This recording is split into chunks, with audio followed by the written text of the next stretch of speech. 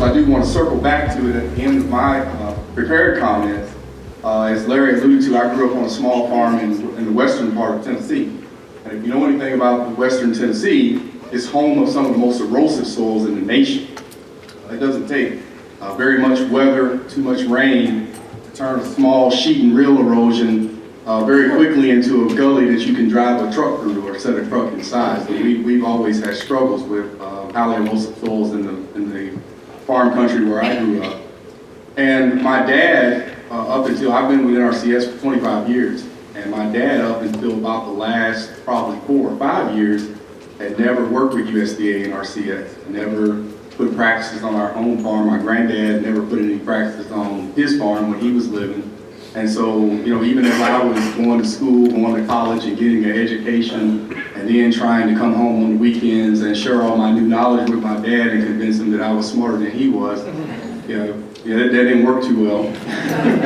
It didn't work for a number of years. He never really was interested in anything that I had to say in terms of practices that NRCS had to offer. He just didn't have, it was just just to be honest, it was just a mistrust of the government, USDA and federal government. He just didn't want to have anything to do with it. Until a time came when we had this particular ditch that was on my granddad's farm, that over the years, my brothers and I, we had all played on the farm, we jumped across the ditches, and we had a lot of fish ponds around the farm. And it came a time when we started to have some really big rainstorms, and this ditch, just overnight, essentially got to the point where you could no longer drive a vehicle across the ditch at all. And it just so happens that my dad's favorite catfish farm, pond, on my granddad's farm was on the other side of the ditch. And now he's getting older and he doesn't like to get out of the truck and walk. And so, it caused a lot of problems for him in terms of this big ditch. So just keep that in mind as I'm going through my comments, because I'll circle back to that story to kind of give you the end of it. So digging deeper into Maryland soils.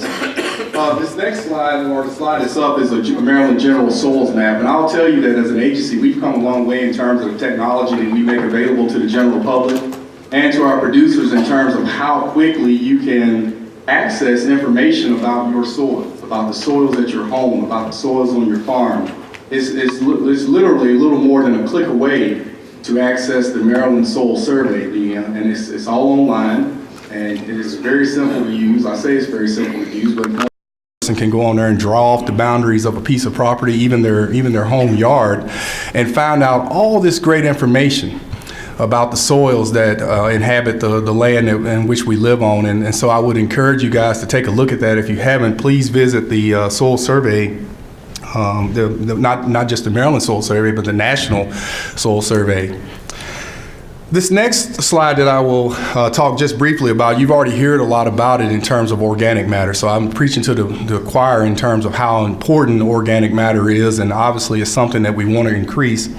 And you can see how the colors on the map match up with the amount of organic matter that you find in the soils in Maryland, and it's not anything that we should be clapping or applauding. I mean, it's pretty low when you think about that. So that is a challenge for our producers. It's a challenge for us and the USDA and NRCS in terms of working with producers. It's something that we want to try to help producers to improve upon, certainly organic matter, and that's important for soil health.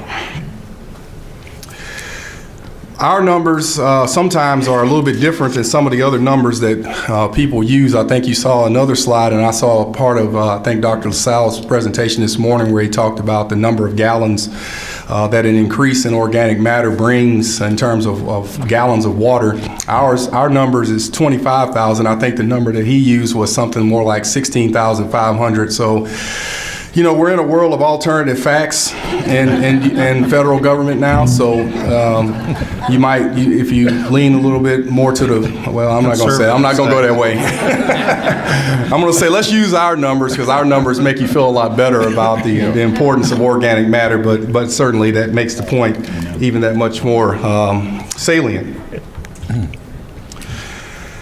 This next chart, just really, again, it just talks about the differences as you move across the state in terms of the soils. And I think the thing that I would like to highlight here the most is that oftentimes people think that soil is the same. And as you know, if Mr. Gale's farm, if he's doing something on his farm, then it'll automatically work on my farm, or it'll work on so-and-so's farm. And there's no truth to that whatsoever. You have to look at the soils and look at the capacity of the soils and what those soils are capable of doing. There's some things that are just not capable to be done or accomplished on certain types of soil. And so it should be no surprise to you that as you move from west to east in Maryland, you start to move from the mountainous regions of Garrett County, Allegheny County, to the more rolling country as you move towards Frederick and Carroll County, and you come across, and all those soils have very different characteristics. They're formed in different ways. And so there's things that when we go out there to work with producers, our planners that go out and work every day with farmers, we make them aware of these things, and sometimes the things that they suggest or the things that they want to try are just not appropriate for the soils that they have. So it's just important to understand that, and I think this slide sort of highlights that, hopefully. So, one of the things that I do want to highlight too is that this is not a new conversation for USDA NRCS. I mean, this is something that we've been at for the better part of 75, 80 years. NRCS, formerly the Soil Conservation Service, I don't have to tell you guys about the Dust Bowl and all the things that this country went to at a very tough time in the nation's history, and how soil conservation districts locally came together to partner with the federal government to come up with a way to address the wind and the tragic wind and soil erosion problems that we had in the 1930s. And foundationally, we really haven't changed in terms of our strategy or approach to soil health. It is something that within the last probably 5 to 6 years, maybe 7, that as an agency we've sort of circled back to and said we really need to start placing more importance or a renewed interest in soil health and the practices that make up soil health in our field office technical guide and the things that we are recommending to producers, but it really hasn't changed. What I encourage our employees to do now is the same thing that I was encouraged to do when I came to work for NRCS in the 1990s, early 1990s, and that was to go out and work with them to develop a conservation plan, one-on-one on the land, finding out what is important to this particular producer. It was never a thing where I felt like as a planner I needed to go out there and tell the landowner what he needed to do based on what NRCS recommends. It was really a conversation that often started with the question, what are you concerned about on your farm? What are your goals for your farm? What are the things that you have challenges with on your farm? And when we start the conversation that way, we start to build a relationship based on trust with the producer, where we can begin to encourage him to do some things, him or her to do some things that they may not have thought about not have thought about before. That's never really changed. And so as you see some of our employees there in the picture, these are some employees down in the Dorchester and Wacomico County offices. That's what we still do. And soil health is just really a component of an overall conservation plan that we try to go out there and work and deliver to the producers. These are some of the practices that you may find in a typical conservation plan. And again, I really want to highlight that, I really appreciate Gail's comments because, Gail talks about all the things on his farm, and he talks about what's important to him, and that there were soil health and practices out there that matched up with his goals for his farm. But I can tell you that there would be producers in this room, and I'm sure there's some in here now, that looked at some of the things that Gail is doing on his farm and they say that's absolutely not possible on my farm.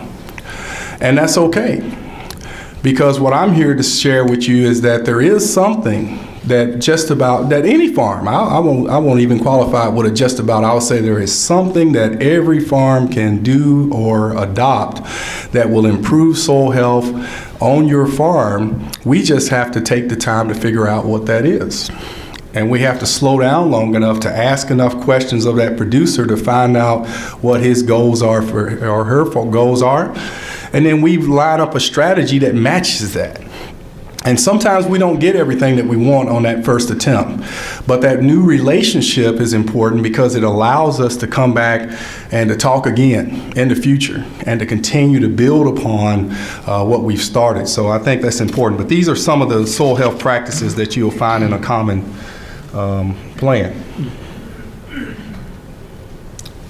So this is a chart that shows you soil health practices that were implemented in the state of Maryland in 2015 and 2016.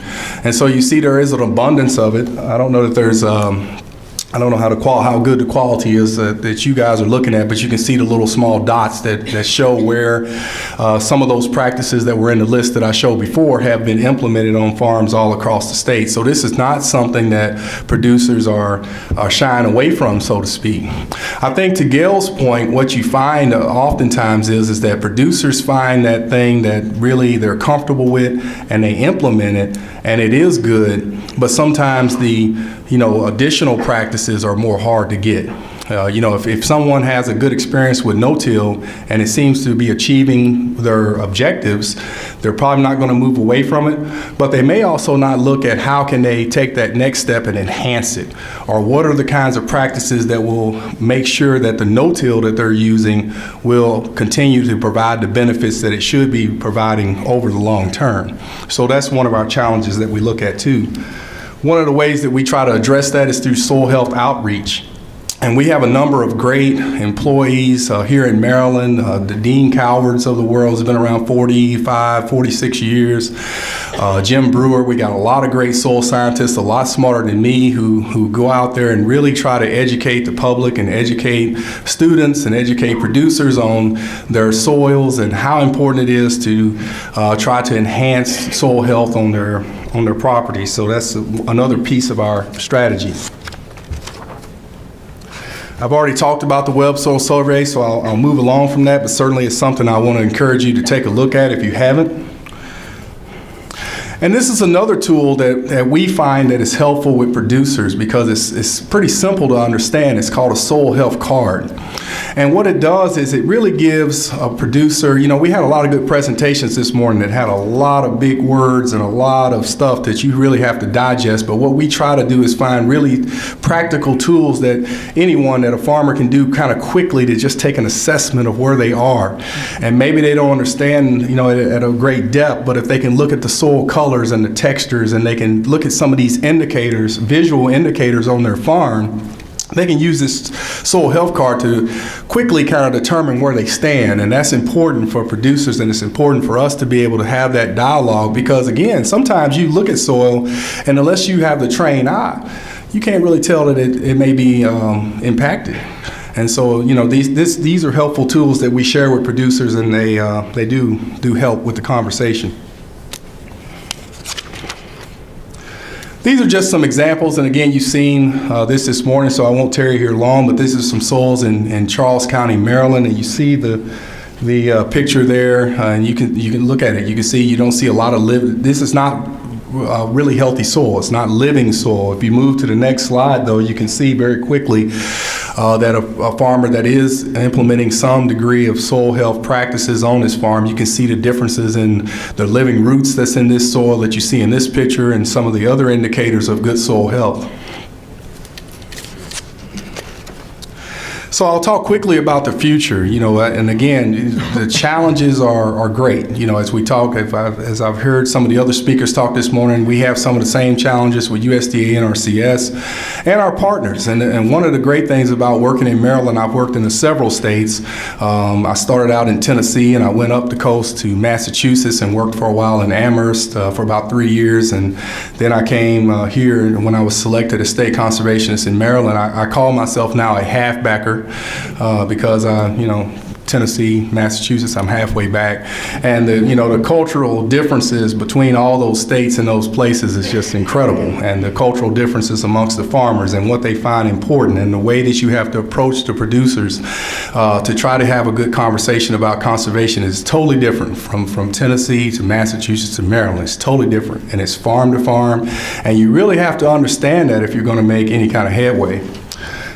But ultimately, that first question there, how can we bring new farmers into the soil health conversation? I think that's critical. You know, I'll circle back to my dad and the story that I started this off as I finish up and wrap this up. You know, my dad ultimately decided he was going to put in some practices so he could get to his catfish farm. Or his catfish pond, and you know, he didn't. You know, he, like I said, he's getting a little older, and he's not good at jumping ditches anymore. So he wants to be able to drive right up to the bank of the pond and fish, and go home when he's ready. And so, you know, and that speaks to motivators, and that's a word that we really have to think about in terms of soil health. And how do we craft this strategy that we're talking about today? What are the motivations for producers? It's different from farm to farm. You know, for my dad, hey, he didn't really care that much about climate change. He still doesn't care that much. You know, he's not farming that much, actively farming anymore. But to get him to pay attention to a soil erosion concern on our farm, it really took, well, if you really want to get to that catfish farm on the backside of the farm, you're going to have to do something. And motivators are important because they allow us to take the kinds of actions that we need to take. And you're not going to find these things out unless you have conversations with the farmers. So I say that to say we can't leave the producers behind as we're crafting these strategies, and we're talking in these kinds of meetings like this. We have to make sure that we bring the producers along, ask the right questions, listen to the producers, and understand what their concerns are and what their motivations are. We're not going to get very far if we don't do that. And certainly partners and incentives, both of those things are very important. And I'd be remiss if I didn't talk about, you know, Maryland, again, being a great state to work in because we have such great partnerships. Maryland Department of Agriculture, the soil conservation districts are very strong here in Maryland. The University of Maryland Extension Program and the great partnership that we have there. You know, we have great partners, and that is what it's going to take. We're looking to expand those partnerships because federal dollars are slim, and they're getting slimmer every day. And as great as all these tools are that I talked about, you know, we have less and less of them at our disposal every day. So we're constantly reaching out to figure out if we're going to go out there and approach all these producers that we really want to see to do some of these things, we're going to have partners to help us tell that story. So with that, I'm going to end, and hopefully there will be some great questions out there that I can address as we go through the rest of the panel. Thank you.